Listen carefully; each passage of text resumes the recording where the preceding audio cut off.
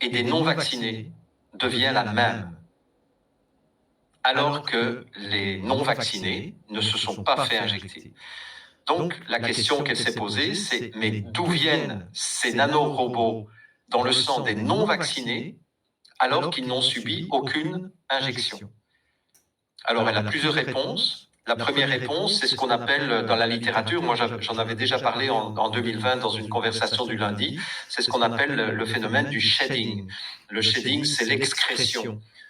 Et ce qui fait que finalement, ces nanorobots qui sont tellement petits qu'ils peuvent passer même, ils peuvent pénétrer dans une cellule sans détruire la cellule, parce qu'ils sont tellement petits par rapport à la grandeur d'une cellule, qu'ils peuvent évidemment aussi arriver jusqu'à l'épiderme, et que donc un contact épidermique entre deux personnes, par exemple, j'ai connu des masseurs, des masseurs et des masseuses qui étaient devenus malades, qui avaient tous les symptômes des vaccinés alors qu'ils avaient refusé les injections. Mais à force de toucher des vaccinés au niveau de leur corps, évidemment, ben, ils finissaient par se choper les mêmes symptômes.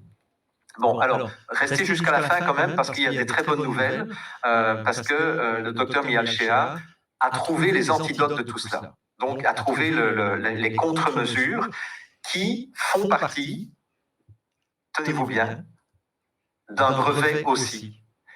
Donc, ces fils de pute ont créé, désolé pour la grossièreté, mais c'est vraiment l'expression qui m'est sortie en disant, mais quelle bande de fils de pute, parce qu'ils ont créé quelque chose qui est conçu dans les brevets, c'est écrit en toutes lettres, pour manipuler les émotions, les comportements, les maladies et la mort des individus injectés, mais aussi pour contaminer les non-vaccinés.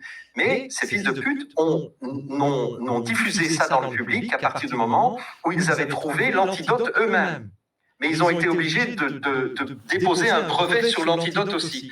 Donc du coup, le docteur Mihalcea a testé ces antidotes sur ses patients, et entre autres des patients qui avaient le Covid long, ce sera ma dernière diapositive, et en 3 jours, elle a guéri ces gens qui traînaient un Covid long depuis des mois et des mois. Donc ça, c'est une très bonne nouvelle. Et je vois d'ailleurs dans les commentaires publics, la solution, c'est la vitamine C et le chélateur EDTA. C'est exactement ça. Je vais en parler dans quelques instants. Donc voilà, vous avez les mêmes caillots chez des patients vaccinés, enfin non, chez des décédés vaccinés et des décédés non vaccinés. Donc à droite, vous avez un non vacciné, vous avez les mêmes caillots caoutchouteux que chez les vaccinés. Ça fait peur, hein? Donc là, nous avons effectivement la recette miracle pour se protéger de cela. Et sur la page de gauche, vous voyez dans le deuxième paragraphe, il est marqué éthylène diamine tétraacétique acide, donc l'acide éthylène diamine tétraacétique qui est une forme d'acide citrique si vous voulez. Et puis vous avez aussi la vitamine C, où est-ce qu'elle est oui, l'ascorbic acide. Voilà. Et donc, elle a testé avec ses patients la vitamine C qui peut être prise par voie orale, elle le dit, par voie anale. C'est encore plus efficace évidemment parce que ça ne passe même pas par le système digestif, ou par intraveineuse. Même chose pour l'EDTA. Qu'elle alterne. Et le DTA, en fait, c'est un chélateur. Donc un chélateur, pour ceux qui ne savent pas ce que c'est une substance, si vous voulez, qui élimine les métaux du corps qui ne peuvent pas être éliminés de façon naturelle. Voilà, donc c'est un chélateur. Et donc, voilà, alors elle dit, voilà, j'ai utilisé voilà le sang de quelqu'un qui était infesté au micro-robot, et une demi-heure plus tard, voilà à quoi ressemblait le sang.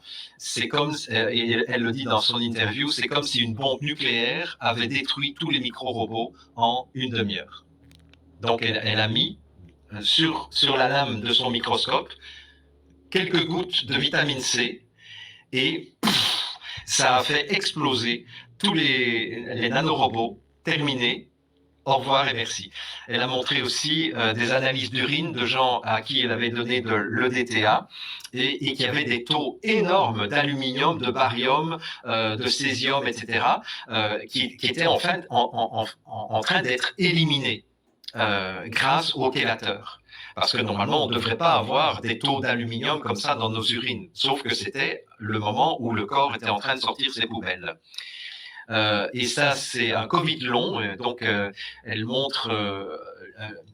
Donc, en fait, ce qu'elle raconte, c'est que les gens qui ont un Covid long, ce sont des gens qui sont infestés par ces nanorobots et par ces micro-puces qui sont auto-assemblées. Et voilà, 3 jours plus tard, le sang parfait de quelqu'un qui souffrait d'un Covid long depuis des mois et des mois. Et ça, c'est quand même génial. Je trouve que c'est une très bonne nouvelle, mais je trouve que vraiment, je voulais absolument, et merci à Senta une fois de plus d'avoir insisté en disant, écoute, Jean-Jacques, personne ne parle du contenu des vaccins. Je dis, oui, tiens, c'est vrai, tu as raison. Est-ce que tu as une référence et voilà quoi.